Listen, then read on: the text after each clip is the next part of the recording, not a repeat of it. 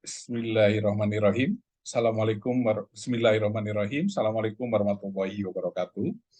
Perkenalkan, saya Aris Rustandi dari SMA Negeri 1 Parakan Salak, guru biologi di SMA Negeri 1 Parakan Salak. Saya ingin memaparkan bahan pembelajaran atau materi pembelajaran biologi. Saya akan share screen.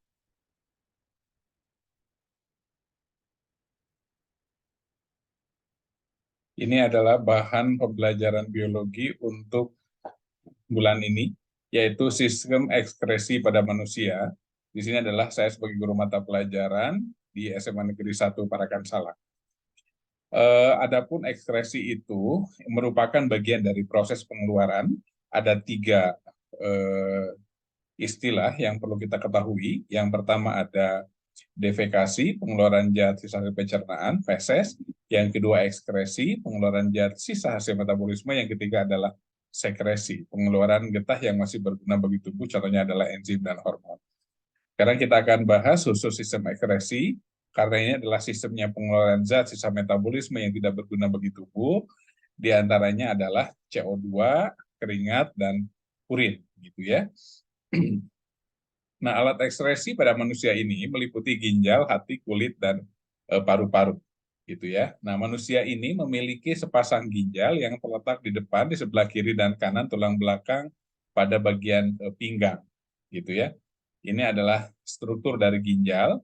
Ada glomerulus, ada korteks, ada medula. Ini ada arteri, ada vena pada ginjal, ada ureter, ada pembuluh kapiler, dan saluran pembawa hasil penyaringan di sini. Ini masih struktur ginjal. Tadi seperti dilihat ada korteksnya, ada nefron itu adalah sel ginjal, badan Malpighi, tubulus glomerulus, ini adalah strukturnya, dan ini adalah pembungkusnya disebut dengan kapsula Bowman. Nah, ini yang tadi, medula dan tubulus contortus, ini adalah medula, yang ini adalah tubulus contortus.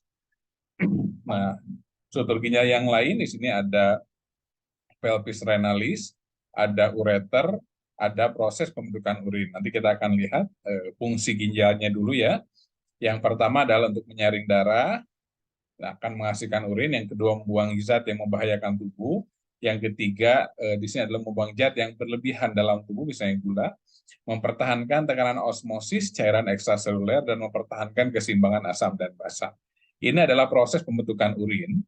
Di antaranya adalah ada proses filtrasi yang menghasilkan urin primer, lalu urin primer direabsorpsi akan menghasilkan urin sekunder, lalu urin sekunder ini dalam keadaan normal itu mengandung air, urea, amonia, garam mineral, zat warna empedu, dan hormon vitamin. Nah, ini adalah struktur yang dilewati oleh proses pembentukan urin, gitu ya. Yang kedua adalah hepar atau hati. Ini adalah kelenjar yang terbesar manusia, kurang lebih 2 kilo yang terletak di rongga perut. Begini kurang lebih struktur dari hati ya. Nah, ini juga masih struktur dari hati. Nah, fungsi hati di sini adalah menghasilkan empedu, mengandung zat sisa.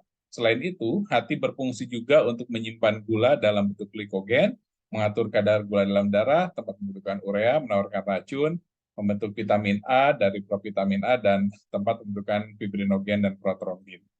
Nah, ini adalah proses pemecahan sel darah merah yang sudah tua ya, sampai terbentuknya urin dan feses. Lalu yang ketiga adalah kulit atau integumen, merupakan lapisan terluar ya, merupakan lapisan terluar dari tubuh dan merupakan pelindung bagian dalam tubuh. Nah, struktur kulit kurang lebih seperti ini. Ini ada lapisan-lapisan mulai dari germinativum, terus granulosum, corneum yang paling luar gitu ya. Fungsi kulit mengeluarkan keringat, melindungi bagian dalam tubuh dari gesekan, kuman, penyinaran, mengatur suhu tubuh, menerima rangsangan dari luar, dan mengurangi kehilangan air. Itu fungsi dari kulit. Nah, kulit pun menghasilkan keringat. Karena di dalam kulit itu ada kelenjar keringat, yaitu menyerap air dan garam mineral dari darah dan di permukaan kapiler atau di pembuluh kapiler. Keringat dikeluarkan melalui pori-pori, dalam keadaan normal itu adalah 50 ml per jam. Gitu. Yang terakhir, untuk sistem ekskresi adalah paru-paru atau pulmo. Ini manusia memiliki sepasang paru-paru. Paru-paru berfungsi sebagai organ pernapasan, yaitu menghirup oksigen dan mengeluarkan CO2. dan uap air dan CO2 juga berdifusi alveolus kemudian dikeluarkan. Ini adalah paru-paru. Jadi mengeluarkan CO2, mengeluarkan H2O, uap air. Nah, ini adalah struktur dari paru-paru, kurang lebih seperti ini. Ada dua ini, ada 3 gelambir, ini 2 gelambir. Nah, itu saja mungkin materi sistem ekskresi pada manusia yang bisa saya paparkan. Terima kasih untuk hari ini perhatiannya. Sampai bertemu di materi selanjutnya. Sekali lagi, tetap semangat untuk belajar berikhtiar. Wassalamualaikum warahmatullahi wabarakatuh.